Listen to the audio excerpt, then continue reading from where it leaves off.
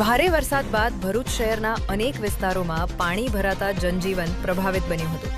જો કે વરસાદે વિરામ લેતા ભરૂચ નગરપાલિકાએ તાત્કાલિક સફાઈ અને પુનઃસ્થાપનની કામગીરી શરૂ કરી છે. શહેરના વિવિધ વિસ્તારોમાં કાદવ કચરો દૂર કરવામાં આવી રહ્યો છે તેમજ રસ્તાઓના ખાડાઓનું પેચવર્ક કરવામાં આવી રહ્યું છે. પાલિકા પ્રમુખ દેવેન્દ્રસિંહ વસાવાએ જણાવ્યું કે રોગચાળો અટકાવવા દવાનો છંટકાવ પણ કરવામાં આવી રહ્યો છે અને નાગરિકોને મુશ્કેલી ન પડે તે માટે યુદ્ધના ધોરણે કામગીરી ચાલી રહી છે. નમસ્કાર. સતત 2 દિવસથી વરસી રહેલા વરસાદના માહોલ વચ્ચે આજે મેઘરાજાએ વિરામ લીધો છે.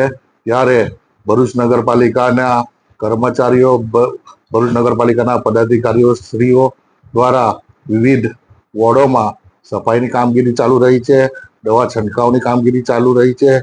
કેમ કે પ્રજાજનોને રોગચાળો ના ફેલાય તે માટે સતત વોર્ડોમાં દવા છંટકાવની કામગીરી નગરપાલિકા ટીમ કરી રહી છે.